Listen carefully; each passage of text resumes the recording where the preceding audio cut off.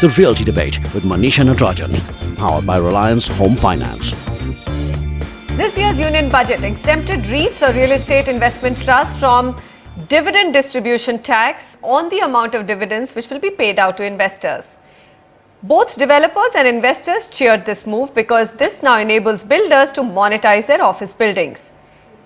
Now that the last tax hurdle is out, how soon can we expect REITs in India? Who will list first and how? And how much capital would come in? Are some of the questions that we're going to be talking about today. Will this single change boost India's office space, putting it in the league of Hong Kong, Singapore and the likes of London? Today we are joined by Sanjay Dutt, Executive MD, South Asia, Cushman and Wakefield. Also with us, Ashish Shah, COO, Radius Developers, and Ambar Maheshwari, CEO, Private Equity Funds, India Bulls Asset Management Company. With me here in the Delhi studio, Saurabh Chawla, Senior Executive Director, Finance, DLF. Gentlemen, thank you so much for joining me. I think just quickly to set the perspective for our viewers on what really REITs are, understanding this vehicle before we deep dive into the discussion. These are listed entities that invest mainly in leased office and retail assets and distribute most of their income to shareholders as dividends. REITs give developers a new avenue to raise funds by allowing them to sell finished commercial buildings to investors and then list them as a trust. They were first established as far back as in 1960 in the US, 1999 in Singapore, 2007 in UK, and the last off the block has been China in 2014. And well, in 2016, we've got a lot more clarity than we ever had before. Gentlemen, I think the first question or big question that I'm going to ask, there was a lot of excitement, Sanjay, on the budget day when we did the discussion. And then, of course, it started tapering off and I started reading articles and there are many issues. So was that excitement a bit stretched and are there many concerns, or do you think that everything's been taken care of? I believe one of the major issues concerned with REIT is taken care of. And I think this is a big news because now developers and investors are actually hopeful of making REITs a reality. Before that, there were many other issues which, of course, are still important to overcome. And those are more concerned related to the way the industry is structured. For example, most of the developers own commercial asset in multiple vehicles. How do you bring them under one holding company and then list it, and then stamp duty related charges at the state level and capital gain once they transfer from one SPV to another? I think we have solutions for those, and I think at the state level there may be considerations around it, but the dividend distribution tax was the key. If this had not, if this was not addressed by the government, I don't think things would have really moved forward. And I believe now you will see a potential by the end of the year, perhaps one REIT happening, if not certainly by 2017.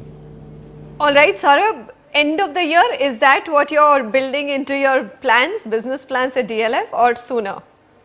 No, I agree with Sanjay. It's still some time away. In India to structure in a vehicle. End of the year, Saurabh, doesn't seem too long. No. I mean, it still 12 takes months. that much time. Okay, no, and you're finding that as a long period. It is a long period in capital markets. So okay. I don't expect in these volatile times any listing to happen anytime soon. So one, of course, are the challenges of structuring it into a vehicle that can be taken to the capital markets, and the second is volatility. But having said that, being a listed entity, even today you don't have ICDR norms by SEBI, you don't have listing agreements by the stock exchanges. So still a lot of work needs to be done. How these entities will be accounted for, the accounting, the CF, the Chartered Accountants Institute has to come out with its norms. So it's some path away before these become reality. But yes, like Sanjay said, we should see a REIT coming soon in 12 to 18 months time. Okay, so we've stretched the time from 12 to 18 months. There are real challenges. Ambar Maheshwari, what's your timeline on how soon can we expect REITs in India? I think it's a slightly longer proposition compared to the 12 to 18 months that people are talking about. Saurabh just mentioned. Obviously, for someone like a DLF, as soon as possible would be a great idea. But, so first of all, let me just say that, whatever government has done is a fantastic thing. I think, this will enable the market to become a lot more transparent, a lot more governed from that perspective. But, one of the key questions that we need to ask is, who will invest into REITs? If you look at, most people are expecting and anticipating a retail investor to come out and participate in the growth story that real estate is, and that commercial real estate, rental yields, income producing product, and so on and so forth. But I think, if you look at the overall profile of the Indian investor, really he's a 35-year-old professional who's looking to make a double-digit IRR. Can REIT provide you with a double-digit IRR to begin with is a big question mark. And I think, therefore, the question, who will really invest into REITs? In my mind, I think while on the policy front, on the taxation front, the government has done a whole lot of things, I think there is just that last leg that one needs to look at from a government perspective as well. Small savings need to channelize themselves into real estate, into REITs. And small savings through the institutional framework. So whether it is the pension funds, whether it is provident funds, insurance companies, all of these are governed by their respective regulation. And that regulation has to allow institutions like these to participate in a REIT. And I think that becomes a key issue, which I believe still needs to be done. That's a big battle. Let me get Ashish in first, and we'll come back to you, Saurabh. Ashish, so yes, great policy move on the taxation front, the last hurdle taken away. Still many challenges, and I've actually noted down everything that everyone said. There are stamp duty issues, there are also holding issues, because right now assets owned by different builders are held within different SPVs, so you have to take care of that, listing norms, listing agreements, accounting norms. But the biggest question, who will invest in REITs? I look at it differently. It's a great new product for the capital market. It's a new avenue that investors can invest in. We regularly see clients coming in to buy income yielding assets on a almost weekly basis. So there is a market for it. But above all, we should be a little patient. This being a financial product, for a growing economy over the next 10 years, 15 years, you ought to have a product, an option for an investor to choose from as he or she optimizes the portfolio strategy. So instead of going through the hassle of title, going through who the tenant is, a client taking a real estate exposure can certainly look at this as the easiest way of investing. So sure, I think we just need to be patient. Over time, developers understand what is the sort of exit that is likely. Today, we have two options. One is hold it, go for lease rental discounting, or do a strata sale. Now is a third option. So how do we manage our capital at the outset, in flight, through a construction finance, and what are the exit available? So this is one more avenue. Sadly, we can't maneuver it very easily in flight or just at the end. So the benefits of REITs will definitely show up from an investor standpoint and from the developer standpoint, but we have to be patient. All right, so patience. Now, when you say patience, Ashish, what's your own estimate on when we will see the first listing of REITs? We've got a time frame of 12 months from a very optimistic IPC head, Sanjay. Then we've got DLF itself saying that 12 to 18 months, and we know how necessary cash is for them, or for them to unlock cash from their business. 18 months, Amber says much longer. Amber, 24 months? Take a pick. So longer than, so first listing may happen earlier, Manisha. Okay. My point is, if you look at every other country as well, whether it is the US, whether it is Singapore, Australia, Canada, wherever the REIT regime is vibrant, in the US, the first regulations came out in 1970, and which is exactly when the first REIT came about as well. But to make it a vibrant market, it took 25 years. Okay, so that's a different thing. So just put your money on the table for the first listing. We're only talking about first listing because there's excitement. We get it that this market will take a long time to mature and all the kinks to be ironed out. 12 months, 18 months, 24 months? 24 months. All right. We are also joined by Vinod Rohira, MD Commercial Real Estate of K. Raheja Corp. Vinod, welcome to the show. Couple of things which we've discussed are A, with the DDT exemption now, is the last hurdle over or do you see more hurdles? And when will you see the first listing of REIT with a new policy announcement? So I wouldn't say there are hurdles, but there are a lot of smoothing edges which need to get done to make it more attractive in the long term. Okay. And I see, and I tend to agree with the panel, 12 to 16, 18 months it will take for the first listing. But it's very important to get the right people to list first because this product has to be seen more in the long term than the short term, because this has to be in a mature market, a natural progression to instruments of real estate in the marketplace. Okay. Now, Saurabh, I know that you wanted to come in at the point where we were discussing who's going to invest in REITs. Now, so there are two issues to it. First, the quality of REITs, right? Vinod has just raised the point, what is the quality and who will list first? And number two, then what kind of investors will come to? Are you confident that you will get the right kind of investors to pump in money in REITs? So yeah, first I just wanted to update Amber that certain regulations have changed in the PF market for investment into the REITs. Last year, REITs, the PF market could not actually invest even the CMBS, but now they can invest, and we have placed some portion of our earlier CMBS actually into the PF market. So the second aspect, again, I agree with Amber that you have to attract the retail investor, whether it's through the institutions or directly. But here, being a very stable product, where you have a DPU and you have to have a growth on DPU, that's what will attract. Tell me what DPU is. My God, now this is all so much jargon, Saurabh. So it's dividend per unit. Dividend per unit. So if you are getting, let's say, I'm just taking a very simple maths over here. If your cap rate is, let's say, 10%, that's your DPU. You'll get a dividend at 10% odd. But the key question is, how fast is that dividend really going to grow? And that's how you start to ascribe premium or discount at that valuation level. So if normal standard today in the office market is that your rentals are growing, let's say, about 5% every year. So you're talking about a total return that an investor can seek of about 13 to 14%. And that's 13 to 14%?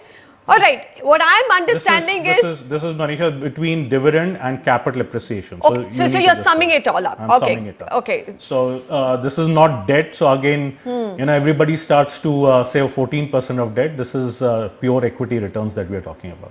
Okay. So that's how actually global pension funds, sovereign funds, even some long-term private equity investors are looking at India. Okay, and hold they on, are actually. So this argument I've heard even on the budget day. Sanjay come in here that, oh my God, now you're going to have so much excitement from foreign funds which will flow into Indian REITs because look at the mouth-watering returns they're likely to get. Now, I really want to know, is that going to happen? Because they also have a forex risk, right?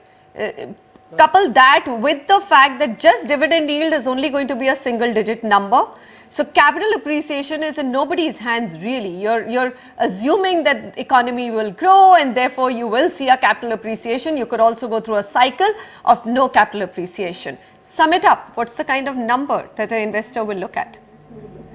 So if you were to go back to 2005 in investments and returns, people started talking about certainty of return than the quality of return. And I think what this does is gives you certainty of return. And I think there is a lot of capital globally which wants just that.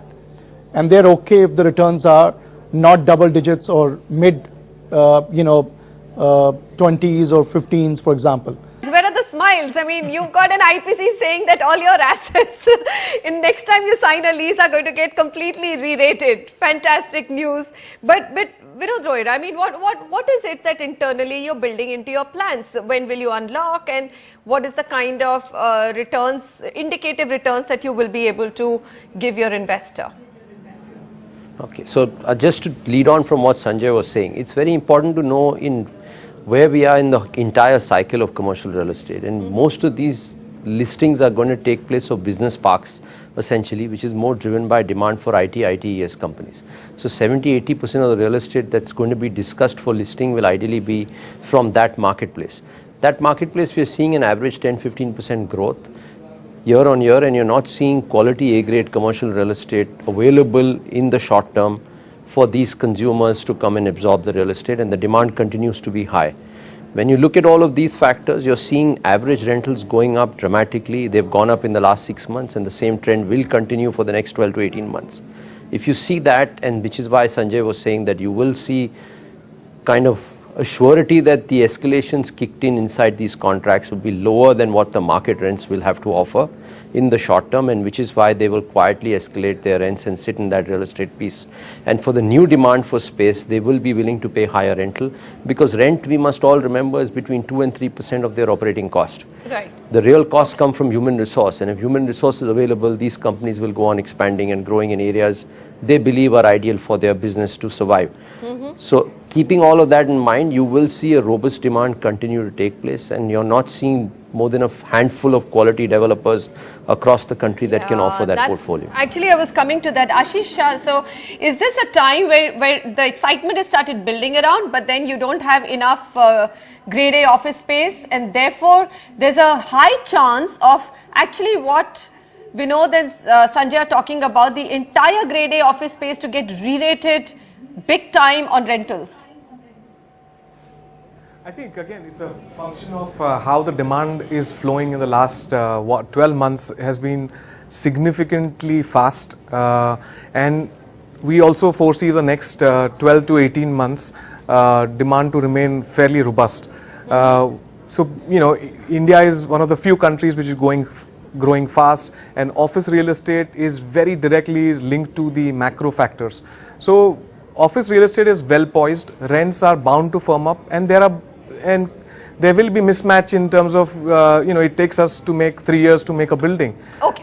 So how quickly we are able to. There's going to be a little bit of a demand supply mismatch, which I think 2016 you should absorb all the extra capacity is what I'm hearing or reading in all the reports.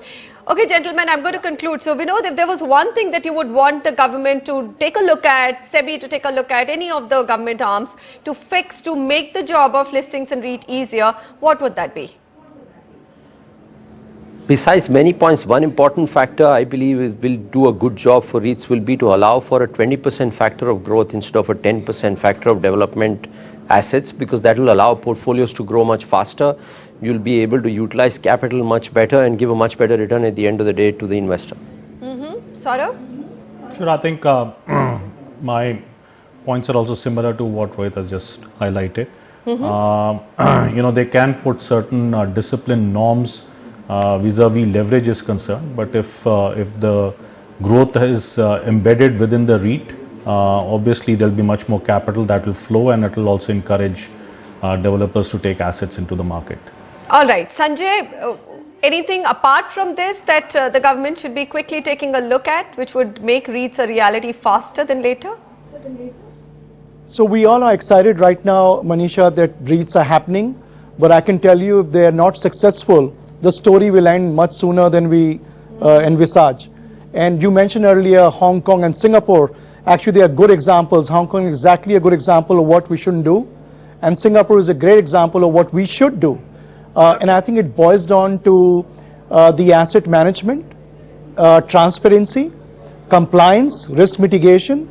And I think if the developers are going to manage the assets, they'll have to go through a new learning in terms of how to sweat the asset, make the asset sweat and make it perform better, and which means investments, which means managing very diligently and transparently. And if there are professionals managing it, for example, it can really enhance value.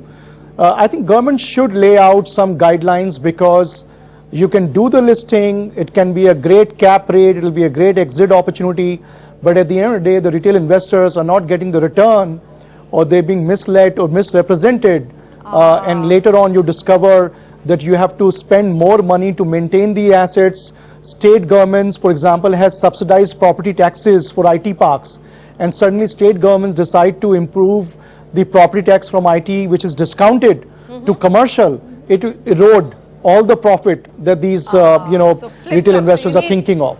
you So need I more think there are a lot of certainty. concerns. All right, certainty Amber, and clarity. final word, and then we will conclude this discussion because we have actually covered fair bit of ground on REITs. So from a government perspective, I think, the only thing that my point is create an environment for high growth. GDP has to grow, fundamentals of the economy have to look good so that interest rates could come down. That to me is the biggest factor for the success of REITs. And Okay. dollar stability, absolutely, as Sanjay mentioned. I remember talking to you offline, and your premise was that only when interest rates come down and your fixed products like FDs and etc. come down to about 4 to 5%, that the differential between those products and REITs will become mouthwatering enough for you to drive investments to REITs. So is that the premise that we're discussing here? Yeah, no, absolutely, Manisha. I think, unless the fundamentals change, inflation comes under control. If you recall 2006, 7, 8, the interest rates, the mortgage was 7.25%. There is no reason that 5 years from now or 3 years from now, the rates actually come down below 7.5%. Mind you, it's a 15-year time frame that we're talking about from the last 7%, right? So if that comes down, if today as an individual investor, my rate of interest on State Bank of India fixed deposit is 4%, 5%, only then real estate REIT starts to look far more attractive to me. Fair enough. Sanjay Dutt, Vinod Rohira, Ashish Shah, Amber Maheshwari and Saurabh Chawla. Gentlemen, thank you very much for covering all the points that we needed to discuss after that big policy announcement on REITs. Perhaps we can hope to cut this time to half, but expecting any immediate listings of REITs, I think, is an overhype and an overexcited state of affairs. I'm going to conclude on that note. Thank you so much for watching, and goodbye.